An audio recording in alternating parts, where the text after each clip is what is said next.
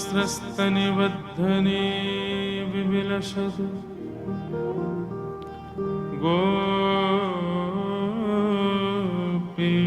गोपीसहस्राव्रतम् हस्तन्यस्तनतापवर्गमखिलो दारुं किशोराकृते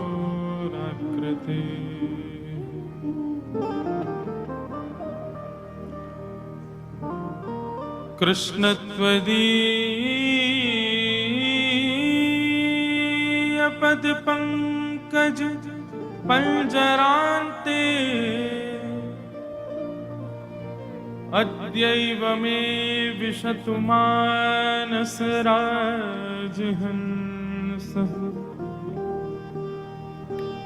प्राणप्रयाणसमये कफवातपित्तैः कण्ठावरोधनविधो स्मरणं कुतस्ते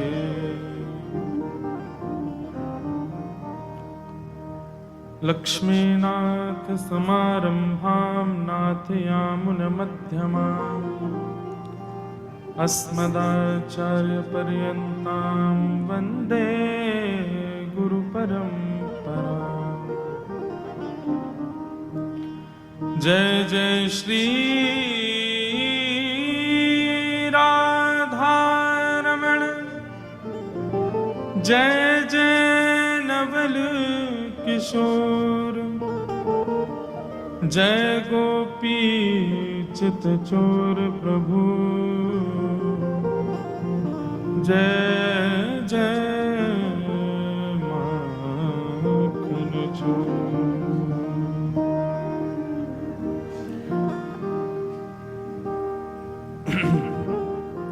मंगलमयी कृष्ण लीला कथा का प्रारंभ करें। उससे पूर्व मन वाणी को पवित्र करते हुए सब लोग मेरे साथ गाओ। जय राधे जय कृष्ण, जय वृंदावन, रसिक मुकुट मणि, जय गोपीजन। जय राधे जय कृष्ण, जय वृंदावन, रसिक मुकुट मणि, जय गोपीजन। जय राधे जय कृष्ण, जय वृंदावन, रसिक मुकुट मणि, जय गोपीजन। जय राधे जय कृष्ण, जय वृंदावन, रसिक मुकुट मणि, जय गोपीजन। जय राधे जय कृष्ण, जय वृंदावन, रसिक मुकुट मणि, जय गोपीजन। जय राधे जय कृष्ण, जय वृंदावन, रसिक मुकुट मणि, जय गोपीजन। हे जय राधे जय कृष्ण, जय वृंदावन, जय राधे जय कृष्ण,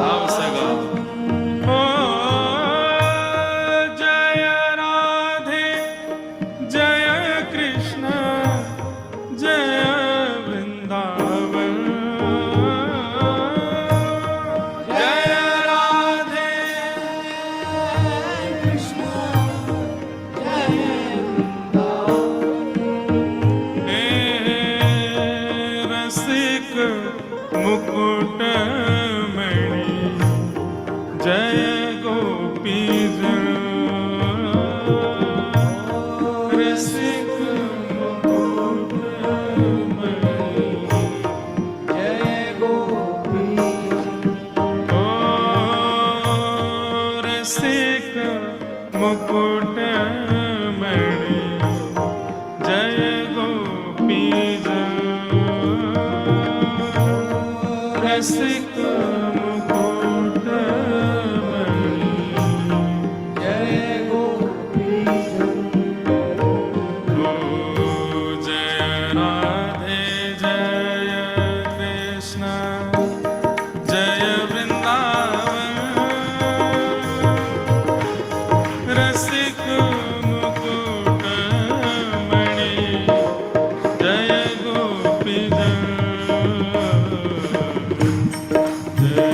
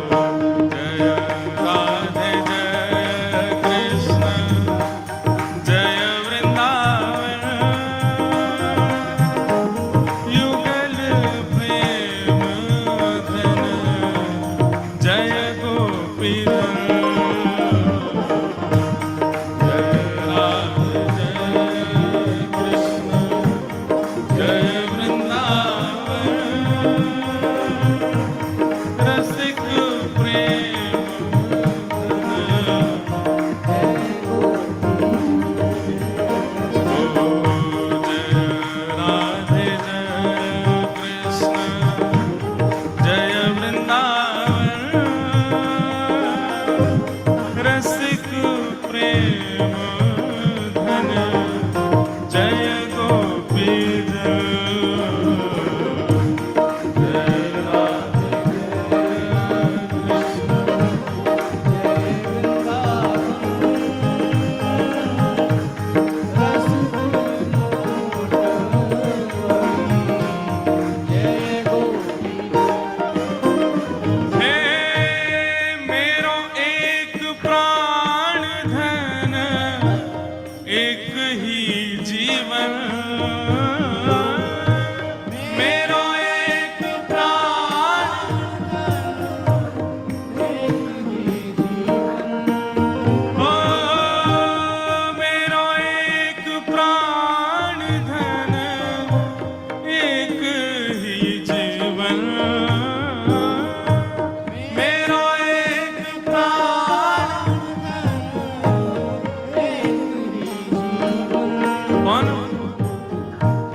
नंद नदन मोहन राधिका रमन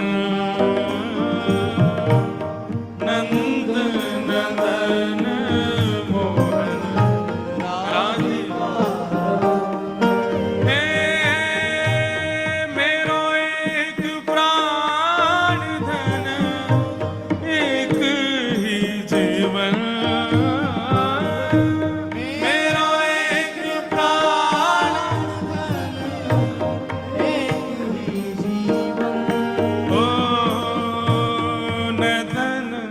नंदन मोहन राधिका रमन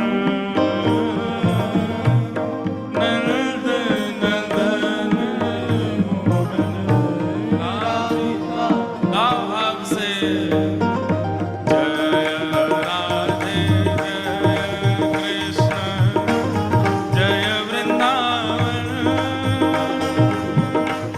युगल प्रेम जय गोपी जय राधे जय कृष्ण जय वृंदावन रसिक मुकुट मणि जय गोपी। सर्वप्रथम तो आप सब लोगों का वृंदावन में स्वागत। जो लोग बाहर से आए उनका स्वागत, और जो वृंदावन में ही रहते हैं उनका सौभाग्य है कि वो वृंदावन में ही है। पर वृंदावन में कीर्तन की एक विधा है। कीर्तन में सदैव ऊर्ध्वबाहु होकर के ही कीर्तन करना चाहिए। अब आप लोग अगर हमसे यूं सोच रहे हैं कि आप तो यूं ही गा रहे हो तो हम क्यों ऊपर उठाएं हाथ। सागर में जो डूब रहा हो उसको भुजा ऊपर उठानी चाहिए, लेकिन जो लाइफ गार्ड होता है उसको उठाने की जरूरत नहीं है। तो वैसे तो सागर से बचावे वाले ठाकुर जी हैं, किशोरी जी हैं, पर हमको देखने के लिए छोड़ा है कि कोई डूब रहा हो तो हमको बता देना। अब हमको जिसकी भुजा देखें उसकी कहें ठाकुर जी इसको बचाओ जे डूब।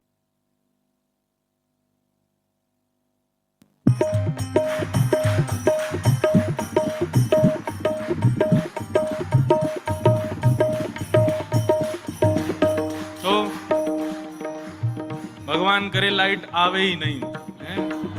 बिना लाइट के बढ़िया हो आप लोग तो भाव से बुर्धा उठा करके गाओ। जय राधे जय कृष्ण जय वृंदावन जय राधे कृष्ण जय वृंदावन जय राधे जय कृष्ण जय वृंदावन जय राधे कृष्ण जय वृंदावन रसिक मुकुट मणि जय गोपी जन रसिक मुकुट मणि जय गोपी रसिक मुकुट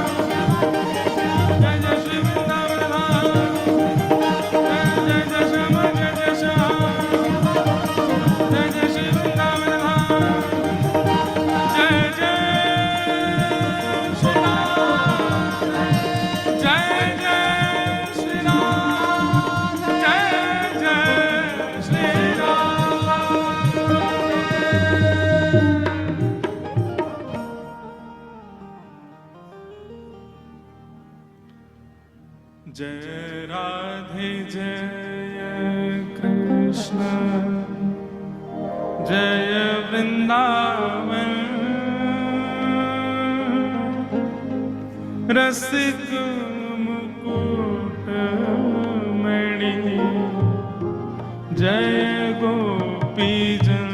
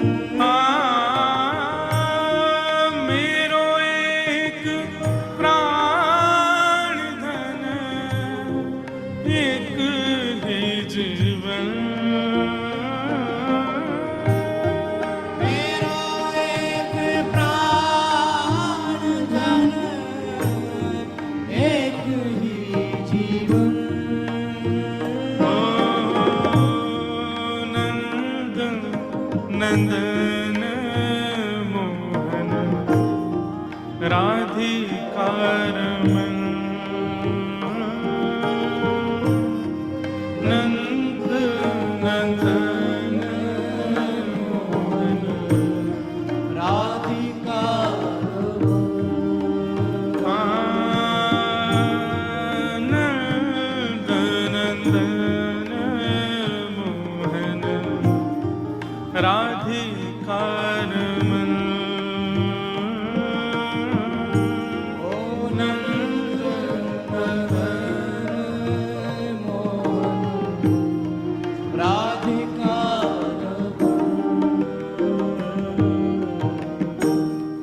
जय राधे जय कृष्ण जय वृंदावन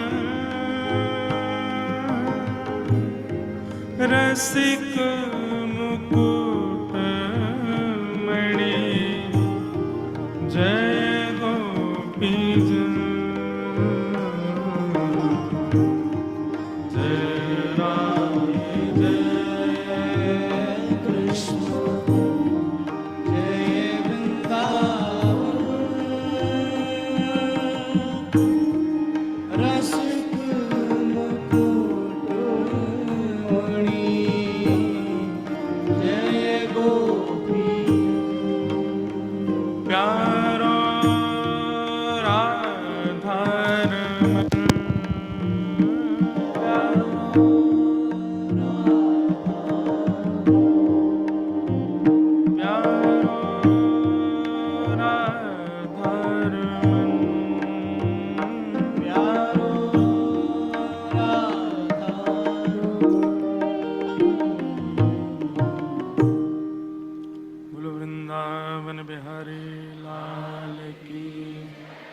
श्री राधा रमण लाल की, श्री राधा वल्लभ लाल की, प्यारे गिरधर लाल की, श्रीमद्भागवत महापुराण की, श्री वृंदावन धाम की, श्याम सुंदर श्री यमुने महारानी की,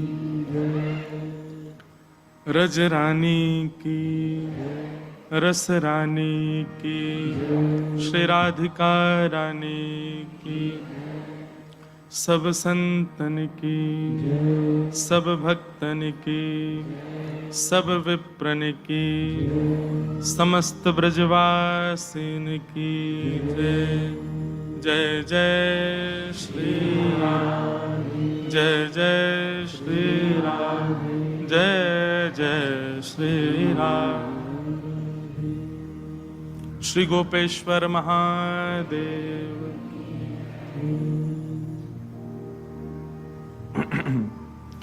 द्वारिकाधीश की। परम मंगल में प्रात प्रखलेश्वर अकारण करुणा वरुणालय भक्तवांछा कल्पतरु तड़िद्वत विनिंदित पीतांबरधारी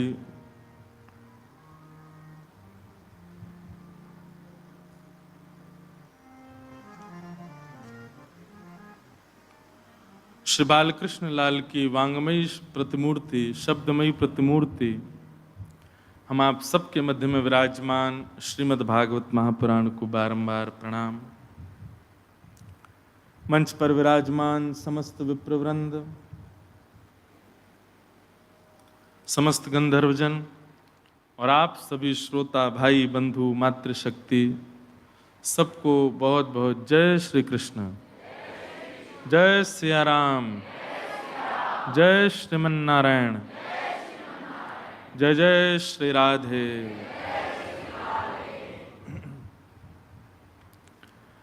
परम आनंद का अवसर हम आप सबके लिए उपस्थित हुआ है।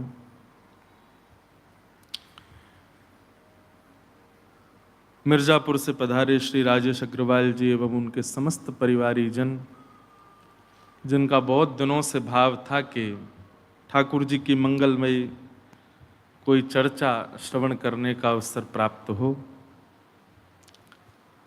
तो यह 5 दिवसीय अवसर बीच में खाली था और इसी अवसर पर ये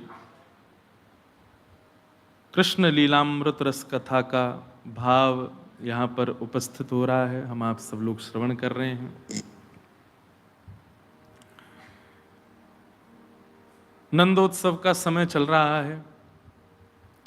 कोई ऐसा नहीं है कि वृंदावन की अष्टमी आपको पता है वृंदावन में जन्माष्टमी विराम कब होती है? वृंदावन में जन्माष्टमी विराम होती है भाद्रपद की सप्तमी को। समझ में आई बात? अभी 26 तारीख को जन्माष्टमी शुरू हुई, अब अगले वर्ष की जन्माष्टमी से एक दिन पहले जन्माष्टमी पूरी होगी। वृंदावन की जन्माष्टमी कब पूरी होती है? भाद्रपद की अष्टमी को जन्माष्टमी होती है, तो भाद्रपद की सप्तमी को जन्माष्टमी एक विराम होती है, अगले दिन से दूसरी शुरू हो जाती है। वृंदावन में जन्माष्टमी कभी विराम होती ही नहीं है। जो लोग ये सोचते हैं कि भैया बड़ा बवाल मचा इस बार, कब की जन्माष्टमी, कोई कहे 26 को, कोई कहे 27 को, कोई कहे कभी, कोई कहे कभी। हमसे किसी ने पूछा, महाराज जी आप सही से बताओ वृंदावन में जन्माष्टमी कब है? मैंने कहा आज है। तो बोले आप तो अलग ही पागल व्यक्ति हो। बोले ये कोई बात है, आज है। मैंने कहा भाई वो वृंदावन ही नहीं है जहां पर हर दिन जन्माष्टमी ना हो। वृंदावन तो वही जहां नित्य जन्माष्टमी। तो वृंदावन में ये जन्माष्टमी 2025 की 24 की प्रारंभ हो गई है। अब ये 2026 की जन्माष्टमी को पूर्ण होगी। और संभवतः जो मुझे स्मृति है कि अगले वर्ष शायद, कब की है भाई पंडित जी बताओ, 16 या 17 अगस्त की है? हाँ 16 अगस्त की है ना। तो 15 अगस्त को हमारे वृंदावन की जन्माष्टमी पूरी होगी और 16 अगस्त से प्रारंभ होगी। भैया ऐसा ही वृंदावन धाम। हमारी तो अब ऐसी स्थिति हो गई है ठाकुर जी की कृपा से कि अब घर रुकने के लिए भी, वृंदावन रुकने के लिए भी हमको वृंदावन में कथा करनी पड़ती है तो ही रुक पाते हैं, नहीं तो बाहर ही बाहर डोलते रहते हैं। अब इस कथा के लिए ही हम घर आए हैं, नहीं तो ब्रजधाम आना ही नहीं हो पाता। कई बार तो ऐसा होता है कि अपने ही नगर में क्या चल रहा है हमको यहाँ जब आते हैं तब पता चलता, अच्छा यहाँ ये भी खुल गया है, अब ये भी नियम चालू हो गए हैं, अब ऐसा भी कोई दुकान खुल गई है, अच्छा अब मंदिर में बैरिकेटिंग लग गई है, अब इतने ओहो पास सिस्टम भी हो गया है। ये सब वृंदावन जब आते तब पता चलता है, हमको ही नहीं पता हो तो क्या हो रहा है यहाँ पर।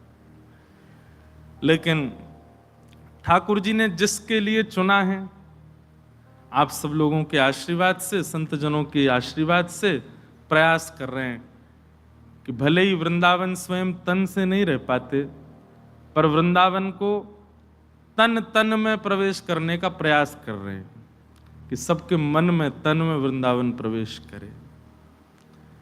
तो ऐसी भावना चित्त में रहती है। जन्माष्टमी का पावन अवसर, वृंदावन में ये 5 दिवसीय कृष्ण लीलामृत कथा है।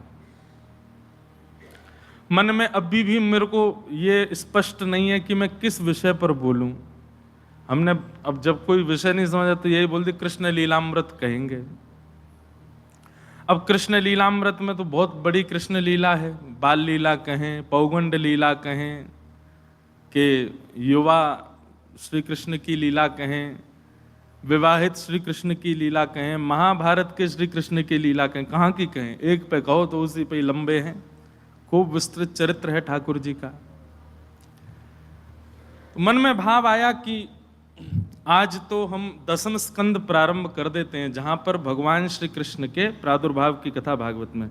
अच्छा, जो लोग पंखा पंखा झल रहे हैं सबको हम सॉरी बोल दें। कल से आप लोगों की सेवा में 2 बजे से एसी चलवा देंगे, तो ठंडा रहेगा, आप लोगों को ज्यादा गर्मी नहीं लगेगी। हैं क्यों जी? हैं गर्मी लग रही बहुत।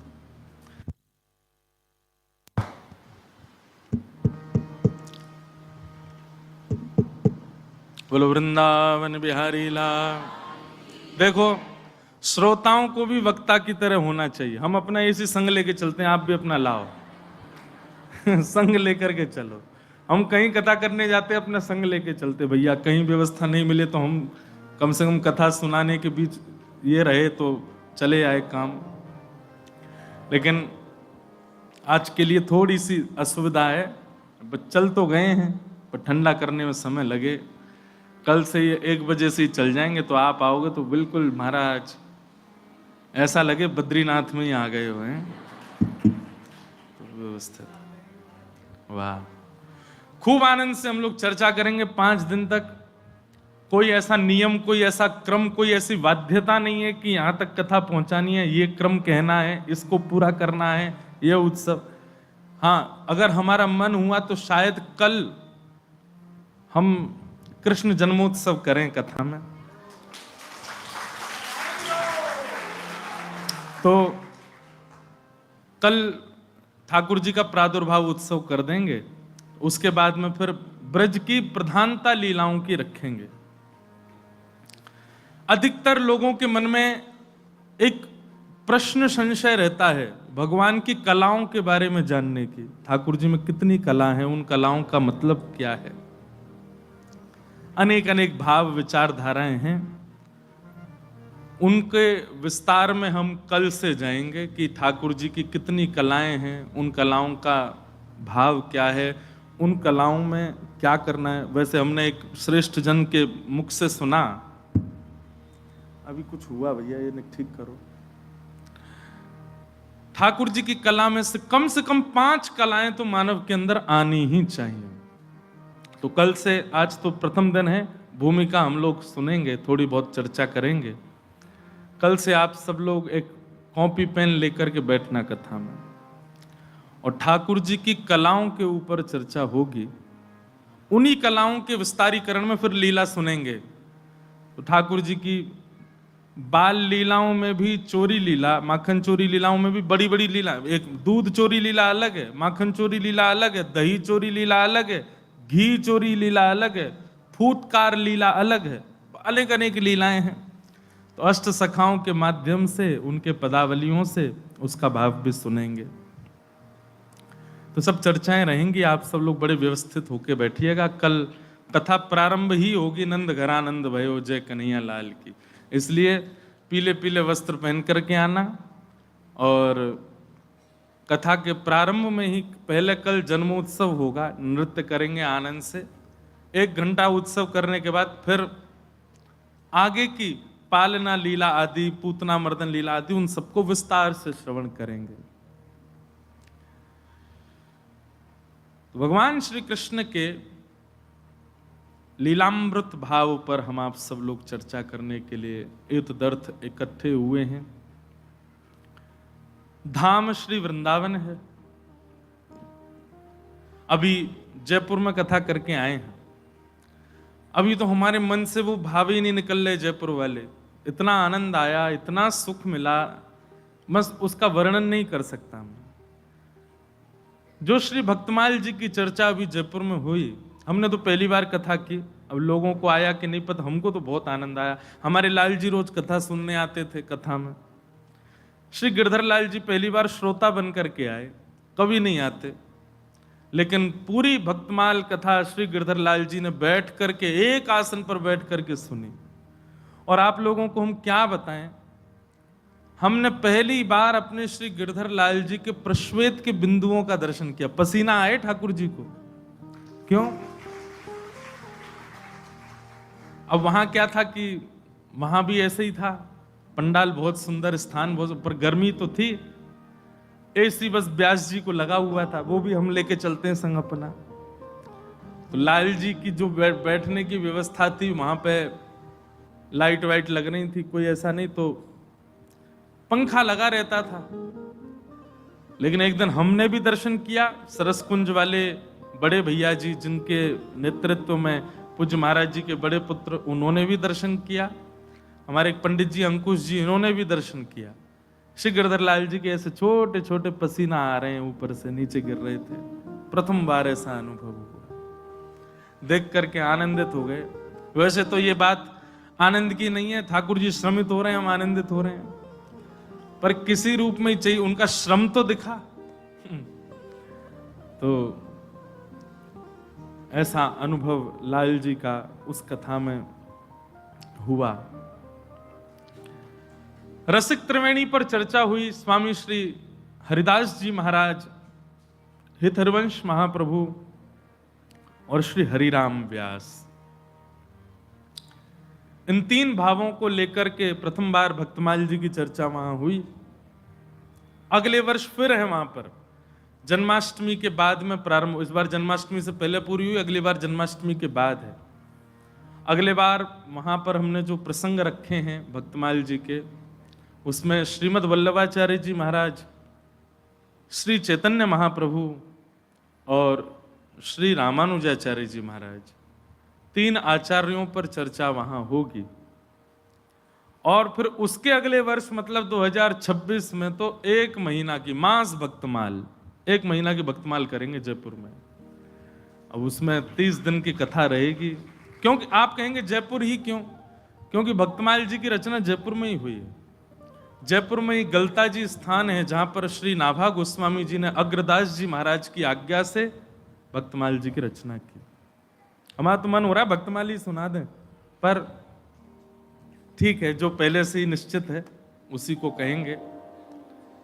पर उसमें एक इतनी सुंदर चर्चा आती है भक्तमाल जी में कि नाभा गोस्वामी जी जब भक्तमाल जी रचना करने के लिए बैठे तो हमने कथा पूरी सुनाई, पहले दिन की कथा सुनना, उसमें पूरी भूमिका है कि नाभा जी कौन है। ये पूर्व जन्म में यही श्री ब्रह्मा जी थे। ब्रह्मा जी ने अपराध किया, भगवान के ग्वाल बालों का हरण किया। तब भगवान ने कहा कि तुमने वैष्णव अपराध किया है, अब वैष्णवों की गाथा जब तक नहीं गाओगे तब तक तुम्हारा अपराध नहीं छूटेगा। मैं ये कथा में भी कहता हूं कि आपकी भक्ति में यदि फ्लक्चुएशन आ रहा है, कभी बढ़ रही है, कभी घट रही है, कभी तीव्र हो रही है, कभी सूक्ष्म हो रही है, तो इसका मतलब निश्चित आपसे कोई वैष्णव अपराध बन गया है। अरे श्री हरिराम व्यास जी के चरित्र में आया कि आप श्री यमुना जी स्नान करते करते आपके मन में यह भाव आया, कबीर दास भक्त तो हैं पर हम वृंदावन वासियों जैसे भक्त नहीं हैं। केवल इतनी बात उनके मन में आ गई और श्री हरिराम व्यास जी के चित्त से ठाकुर जी की लीला अंतर ध्यान हो गई। सोचो, हरिराम व्यास जी ने एक सूक्ष्म अपराध किया, ठाकुर जी अंतर ध्यान होगा। हम तो बहुत बड़े बड़े अपराध करे बैठे हैं, हमसे तो डेली अपराध होता है, नित्य अपराध करते हैं हम। इसीलिए अधिकतर क्या होता है कि हमारे ध्यान में सदैव वासनाओं के चित्र दिखाई देते हैं, हमारे ध्यान में सदैव भोग विलास के चित्र दिखाई देते हैं, हमारे ध्यान में सदैव संसार के दूषित चित्र ही आते हैं। क्यों? क्योंकि हमारे अंदर वैष्णव अपराध बहुत कूट कूट के भरा। हमने बहुत वैष्णवों के अपराध किए हैं। तो ऐसा ही वैष्णव अपराध किससे बना? ब्रह्मा जी से। तब ब्रह्मा जी को भगवान ने आज्ञा की कि अब तुम वैष्णवों की गाथा लिखो, तब तुम्हारा अपराध दूर होगा। तो वही नाभा जी के रूप में प्रकट हुए ब्रह्मा जी, और उन्होंने भक्त चरित्र लिखे। अब भक्तमाल जी में किन किन भक्तों के चरित्र हैं तो वर्णन करते हैं। हरिप्रिय, कौन से भक्त? हरिप्रिय। दो भक्त होते हैं, एक वो जिनको हरि प्रिय लगते हैं, एक वो जो हरि को प्रिय लगते हैं। मुझसे लेकर के पीछे खड़े हुए भैया तक जितने भी लोग हैं ना यहाँ पे, हम सबको हरि प्रिय लगते हैं। हम में से कोई हरि का प्रिय नहीं होगा। हमको ठाकुर जी अच्छे लगते हैं, ठाकुर जी को हम अच्छे लगते होंगे ये बात की गारंटी नहीं है। भक्तमाल जी में उन्हीं भक्तों के चरित्र आए जो ठाकुर जी को प्रिय हैं, हरि प्रिय हैं। तो जब भक्तमाल जी की रचना हुई तो मैं जिस बात को कहना चाह रहा हूं वो ये है कि जब स्वामी श्री हरदास जी, हितरिवंश महाप्रभु और हरिराम व्यास, ये हरित्रयी हैं वृंदावन के, जब आप तीनों का चिंतन किया नाभा जी ने, तो ये इन तीनों का ध्यान नहीं आया उनके मन में, इन तीनों की गाथा आई नहीं उनके मन में। तानपुरा ने कम करो तीनों की गाथा नहीं आई।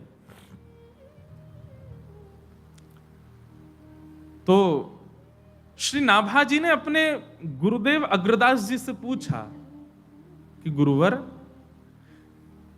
ये बात तो निश्चित है कि मेरे चित्त में जिनका ध्यान नहीं आ रहा है वो हरि प्रिय नहीं है, हरि के प्रिय नहीं है, पर स्वामी श्री हरदास जी, हितरवंश महाप्रभु और हरिराम व्यास, इनके प्रति ये बात नहीं आ रही कि हरि प्रिय नहीं होंगे, तो निश्चित हरि प्रिय हैं। फिर इनका चिंतन मुझे क्यों नहीं हो रहा है? स्वामी जी हरदास जी बहुत प्रिय हैं ठाकुर जी को, हितरवंश महाप्रभु अति प्रिय हैं, इनका चिंतन मेरे चित्त में क्यों नहीं आ रहा है? तब अग्रदास जी महाराज कहते हैं कि भाई ये हरि प्रिय नहीं है, ये तो श्री जी प्रिय हैं, श्री राधा प्रिय हैं, ये तो किशोरी जी के प्रिय हैं। और तुमने भक्तमाल जी लिखने से पहले भगवान के 10 अवतारों को याद किया, तो 10 अवतारों के जो प्रिय हैं वो सारे भक्त तुम्हारे चित्त में आ रहे हैं। अगर इन तीनों को बुलाना चाहते हो तो किशोरी जी को बुलाओ, जब किशोरी जी की प्रार्थना करोगे तब स्वामी जी महाराज, तब हितरवंश महाप्रभु, तब हरिराम व्यास आएंगे। ये बात जब मैं बोल रहा था कथा में, ऐसे रोंगटे खड़े हो रहे थे, इतना आनंद चित्त में आ रहा था। ये बात याद रखियो भैया, ब्रजवासी और वृंदावन के जितने भी संत महापुरुष आदि हैं, इन सबके प्रति यदि आवाहन की भावना हो, इनके प्रति प्रेम की भावना हो, इनके प्रति समर्पण की भावना हो, तो श्री किशोरी जी का ध्यान करो। किशोरी जी की कृपा से ही ब्रजवासी प्रिय लग सकते हैं, किशोरी जी की कृपा से ही ब्रजवासी आपको प्रिय लग सकते हैं, ब्रजवासियों को आप प्रिय लग सकते हैं। तो ऐसी किशोरी जी का स्मरण किया जब श्री अग्रदास जी ने, तब नाभाजी के चित्त में हरिदास जी, हरिराम व्यास जी और हितरवंश महाप्रभु आए। वृंदावन साचो धन भैया, वृंदावन साचो धन भैया। हरिराम व्यास जी का ये पद है, बहुत सावधानी से सुनिएगा। तो बोले इस धन को कमाया कैसे जाए? तो बोले कमाने से पहले त्याग करना पड़ेगा। किस चीज का? हरिराम व्यास जी कहते हैं, कनक कूट कोटिक लगत जिए, भजिए कुंवर कन्हैया। कनक कूट कोटिक लगत जिए, भजिए कुंवर कन्हैया। जितनों है पास, जितनों संग्रह कर रखो है अपने पास में, भैया ब्रजभाषा में कथा होगी ना, ध्यान से सुनियो। जितनों इकट्ठो कर रखो है, जितनों संग्रह कर रखो है, जितनी जमा पूंजी है, ऐसा नहीं कह रहे हैं कि बाको लुटा दो। उनके प्रति जो ममता है, जब तक वो रहेगी तब तक आप वृंदावन को नहीं कमा सकते। समझ में आई बात? वृंदावन को समझना बहुत ऊंची बात है भैया, सिर तो भले हिला दोगे, समझ में आ जाए, बहुत बड़ी बात है। आपके पास जो कुछ भी है, गाड़ी है, घोड़ा है, घर है, पत्नी है, पति है, बच्चे हैं, धन है, संपदा है, सबको रखो, पर सबके प्रति जब तक ममत्व नष्ट नहीं होगा तब तक वृंदावन नहीं कमा सकते आप। वृंदावन में आए हैं, वृंदावन को भज रहे हैं, वृंदावन को सुन रहे हैं, और उसके बाद भी अन्य भावों की चिंता लगी हुई है, वृंदावन नहीं कमा पाओगे। हरिराम व्यास जी कहते हैं, कनक कूट कोटिक लगत जिए, भजिए कुंवर कन्हैया।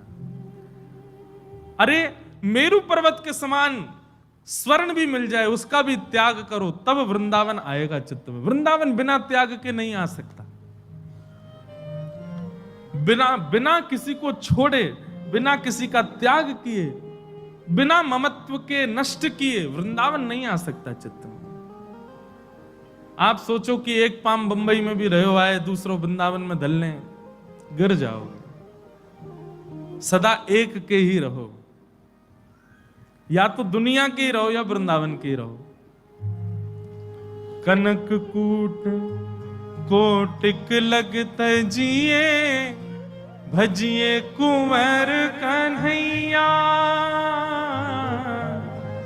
जहां श्री राधा चरण रेणु की, कमला लेत भलैया। आतुर वन में व्यास पुकारे, आतुर वन में व्यास पुकारे, है कोई रसिक सुनैया, है कोई रसिक सुनैया। वृंदावन साचो धन भैया, वृंदावन साचो धन भैया। तो कृष्ण लीला रसामृत के साथ साथ वृंदावन रसामृत भी चलेगा। 5 दिन तक वृंदावन महिमा भी चलती रहेगी। ब्रजरज की महिमा भी चलेगी, यमुना जी की महिमा भी, और जो जो आ पाएंगे सबन को बुलावेंगे। तो सब भावों से युक्त एक कथा रहेगी। आइए आज दसम स्कंद का प्रारंभ करते हैं, जहां पर संपूर्ण भगवान की लीलाओं का वर्णन किया गया है। उसकी भूमिका सुन करके फिर कृष्ण जन्मोत्सव कल मनाएंगे कथा में। बोलो वृंदावन बिहारी लाल की जय।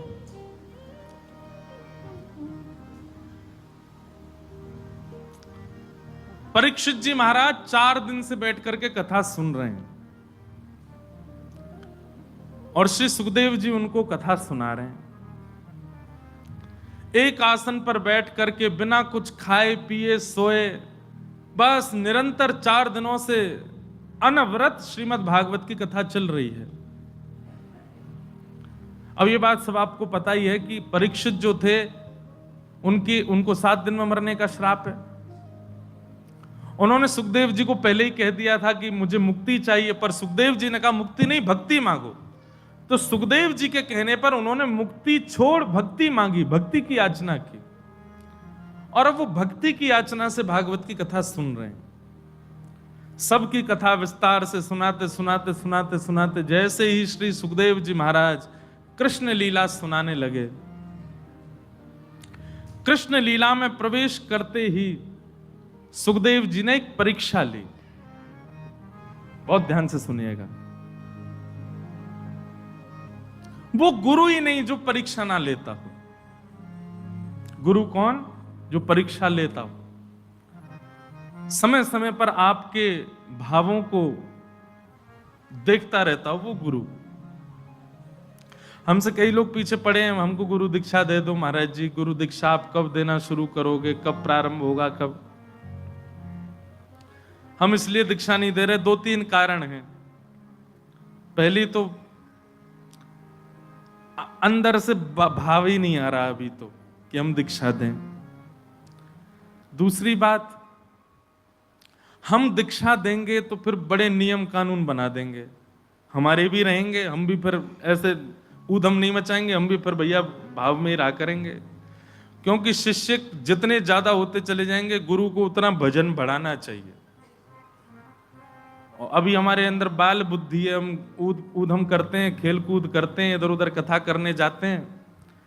और गुरु बन जाएंगे तो फिर हमको भी नियम से रहना पड़ेगा, भाई इतने शिष्य हो गए, जितने शिष्य बढ़ेंगे उतनी माला बढ़ानी पड़ेंगी। और हमको पता है जिस दिन घोषणा होगी कि हम दीक्षा दे रहे हैं, उसी दिन इतनी माला बढ़ जानी है हमारी, अध्ययन आदि नहीं कर पाएंगे। तो ये एक कारण। दूसरी बात, तीसरी बात, हम गुरु बनेंगे तो फिर भैया स्ट्रिक्ट वाले बनेंगे। हर गुरु पूर्णिमा पे फिर हमको चेकिंग चाहिए, कितनी माला जपते हो, कितना नाम जपते हो, तिलक सुर। अभी तो हम श्री लगाते हैं, पर उसके बाद पूरा तिलक लगाएंगे, 12 तिलक लगा के बैठना पड़ेगा, बड़े नियम कानून रहेंगे। अभी हमारा अध्ययन में ज्यादा मन लगता है, इसलिए हम गुरु दीक्षा नहीं देते। और फिर शिष्य भी जो आएंगे, सबकी लाइन लगा कॉपी दिखाओ, कितना होमवर्क किया साल भर में, कितना नाम जप रोज करते हो, कितनी गुरुमाला रोज करते हो, नियम का पालन करते हो कि नहीं करते हो। सौगंध दे दे करके दीक्षा देंगे। आधे ने तो आज ही गुरु बदल दिए होंगे, इनसे नहीं लेनी है। सौगंध दे दे करके दीक्षा देंगे। सौगंध है तुमको, पत्नी को पति की दे देंगे, पति को पत्नी की दे देंगे। अगर तुमने ये काम किया तो सौगंध है एक दूसरे की, ये करने ही नहीं है।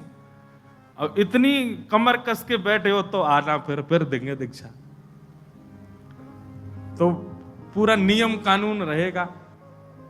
लाल जी से आज्ञा लेनी थी, जन्माष्टमी में पर्ची डालनी थी, पर भूल ही गए, इतने थक गए कि 3 जगह तो जन्माष्टमी करे आए तो पर्ची नहीं डाल पाए।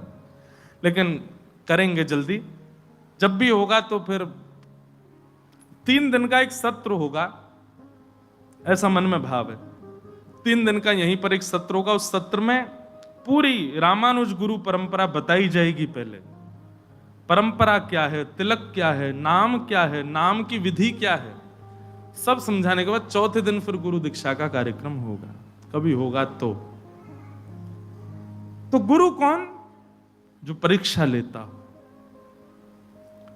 सुखदेव जी ने परीक्षा ली और कैसी परीक्षा ली कि परीक्षित 4 दिन से निष्ठावंत होकर के कथा सुन रहे हैं और श्री सुखदेव जी महाराज ने 4 दिन के पश्चात जैसे ही कृष्ण लीला प्रारंभ की, परीक्षित अत्यंत प्रसन्न मुद्रा में और महाराज उत्साहित हो गए कि बस अब मेरे पूर्वजों के रक्षक श्री कृष्ण की कथा सुनाई जाएगी।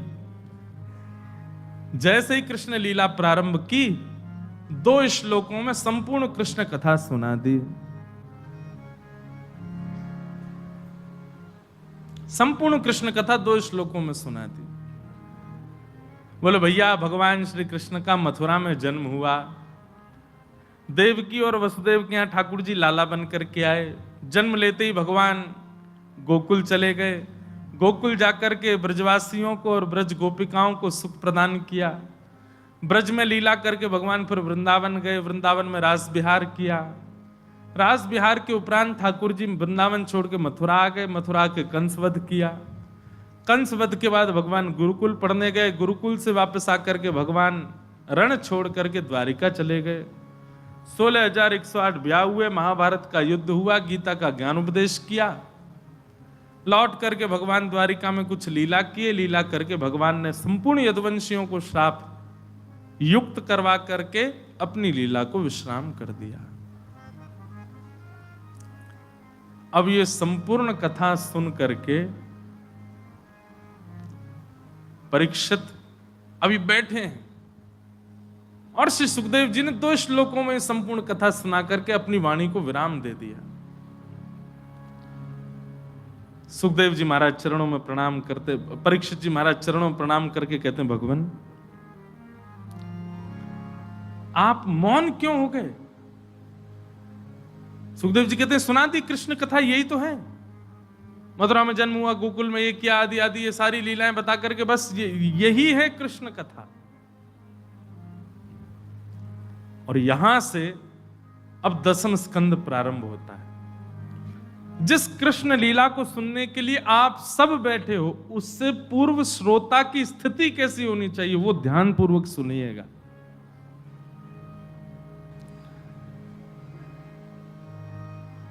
कथितो वंश विस्तारो भवता सोम सूर्ययो राज्ञां चो भयवंश्यानां चरितं परमाद्भुतम्। बहुत ध्यान पूर्वक सुनना।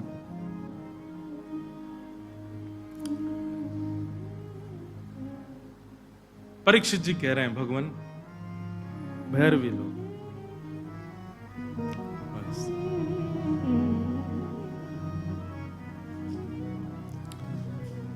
विस्तार से सुनाओ। आपने इतने राजाओं की कथा मुझे विस्तार से सुनाई, इतने सारे प्रसंग मुझे विस्तार से सुनाए, मैं सबको धैर्यपूर्वक सुनता रहा, परंतु जिनकी कथा सुनने के लिए मैं पिछले 4 दिन से बैठा हूं, मैंने आसन भी नहीं बदला, मैं सोया भी नहीं, मैंने जलपान भी नहीं किया, मैंने भोजन भी नहीं किया, जिनकी कथा सुनने के लिए मैं बैठा हूं, आप उन्हीं की कथा मुझे इतने इतने इतने सूक्ष्म में क्यों सुना रहे हैं? सदैव याद रखना, ठाकुर जी आपके जप की संख्या से प्राप्त नहीं होते, आपके यज्ञ की संख्या से प्राप्त नहीं होते, आपकी आहुतियों की संख्या से प्राप्त नहीं होते। एक बात निश्चित मान लीजिएगा, संख्या अधिक होना भगवत प्राप्ति में आवश्यक नहीं है। संख्या भले ही एक हो पर परिपूर्ण हो।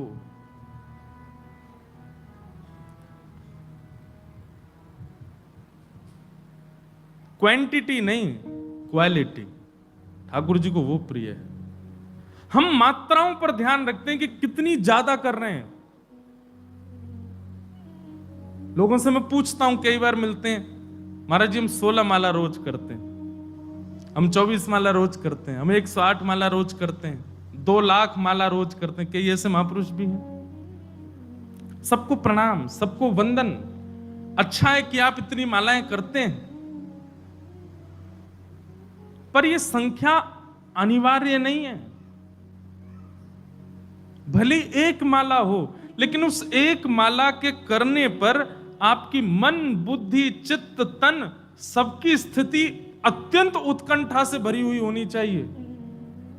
उत्कंठा मतलब अत्यंत आनंद, अत्यंत उत्कृष्ट उत्कंठा, अत्यंत एक्साइटमेंट के साथ में होनी चाहिए, भली एक माला हो। महीना में इतने सारे सोमवार, बृहस्पतिवार आदि आदि के व्रत नहीं, केवल एकादशी का करो, पर वो व्रत भी खूब उत्कंठा। देखो कुछ बातें सुनिएगा। सबसे पहला नाम जप, दूसरा व्रत, तीसरा कथा श्रवण, और चौथा धाम गमन, किसी भी धाम में जाना। इन 4 क्रियाओं में अगर उत्कंठा नहीं है, एक्साइटमेंट नहीं है, आनंद नहीं है, तो इन 4 को मत कीजिए। व्रत इसलिए नहीं करना है एकादशी का कि भैया हम वैष्णव हैं, हमको करना ही पड़ेगा, वृंदावन में रह रहे हैं, सबकी देखा देखी करनी पड़ेगी, नहीं करेंगे तो अपराध लगेगा। अपराध के भय से व्रत नहीं करना है। आप जैसे अपराध के भय से व्रत करते हो, व्रत टूट जाता है। अपराध के भय से नहीं, अपराध के भय से नाम जप नहीं, केवल माता पिता की इच्छा इसलिए धाम गमन नहीं। इन सब में एक अद्भुत आनंद होना चाहिए, उत्कंठा होनी चाहिए, तभी कीजिए। आपको गौरव होना चाहिए एकादशी व्रत रखने का। अरे प्रतीक्षा होनी चाहिए, एक एकादशी गई, अब अगली एकादशी की प्रतीक्षा, कब 15 दिन पूर्ण हो, कब एकादशी आवे। गौरव के साथ में, आनंद के साथ में, उत्साह के साथ में एकादशी व्रत करो। उसको नियम मत मानिए। इसीलिए इतनी एकादशी व्रत करते हैं, इतना सब लोग नियम जाप आदि करते हैं, पर फिर भी उनके ऊपर इतना असर नहीं पड़ता। कितने एकादशी वालों को जानता हूं, एक एकादशी नहीं छोड़ते महाराज, और ऐसी करते हैं निर्जला जैसी, लेकिन उनके क्रोध पर कोई असर नहीं, उनके स्वभाव पर कोई असर नहीं, उनके व्यवहार पर कोई असर नहीं, उनकी विचारधारा पर कोई असर नहीं। क्यों? क्योंकि वो केवल एक नियम मान करके उसको करते हैं। आपको गौरव है, आपका आनंद है।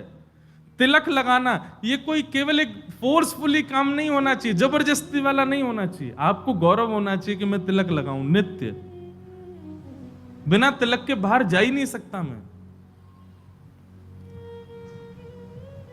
तो धाम गमन, व्रत, नाम जप, और चौथा क्या बताया था हमने? एकादशी। चौथा क्या बताया था? क्या बताया था? धाम। हाँ, ये 4 ही हैं, इसीलिए कह रहे हैं लिख लिया करो कहीं पे। मैं तो बोल के फिर भूल जाऊंगा मैं, नहीं तो आप लोग लिख के रखो, आपके काम रहे। ये गौरव के साथ करने चाहिए। इनमें किसी भी प्रकार का नियमाभास या फिर केवल करना है इसलिए नहीं, उत्साह के साथ करो।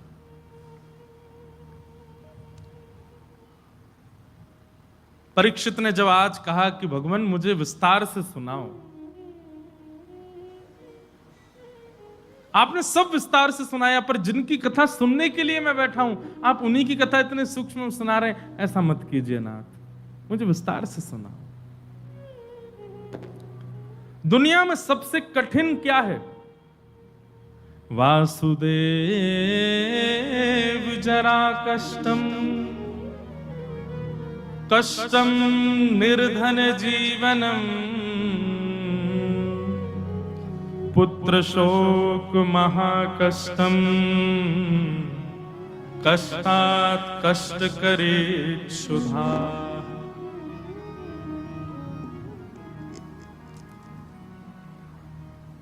सबसे बड़ा कष्ट क्या है संसार का?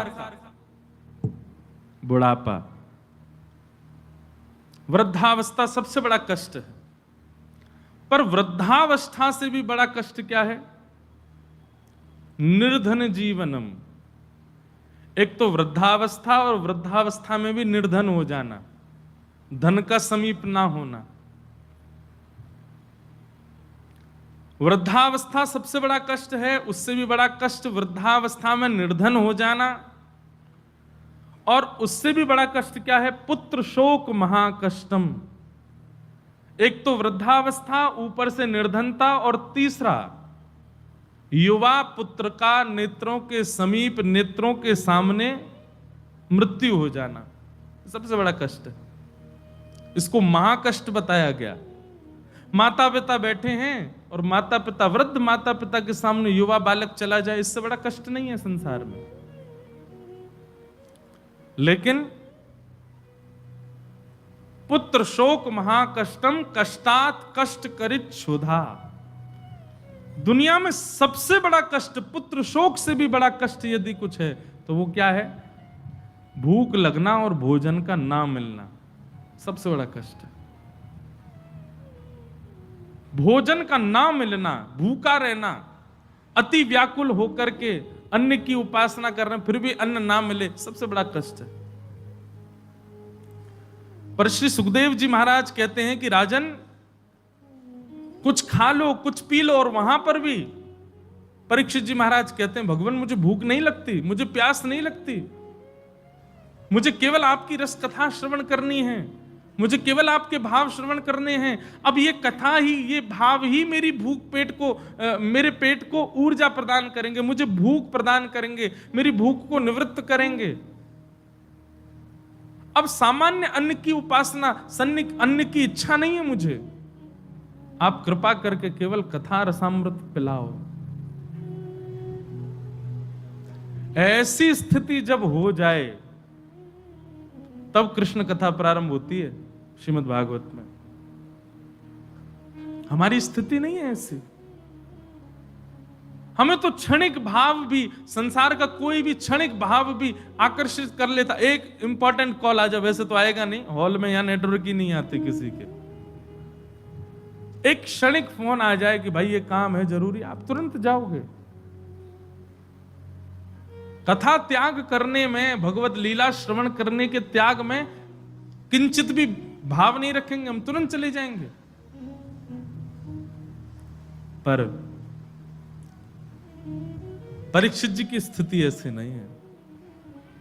परीक्षित जी तो कह रहे हैं, कथितो वंश विस्तारो भवता सोम सूर्ययो राज्ञां चो भयवंश्याना चरितम परमाद्भुतम। आप कृपा करके मुझे विस्तार से सुनाओ। मुझे नहीं लगती भूख, मुझे नहीं लगती प्यास। केवल भूख प्यास से विप्राय नहीं, संसार की हर वो वस्तु जिसके प्रति आप कथा भी छोड़ सकते हो आकृष्ट होकर के, वह भी सामने आ जाए तो उसका भी त्याग कर दिया जाए कथा के लिए, तब कृष्ण लीला में प्रवेश होता है।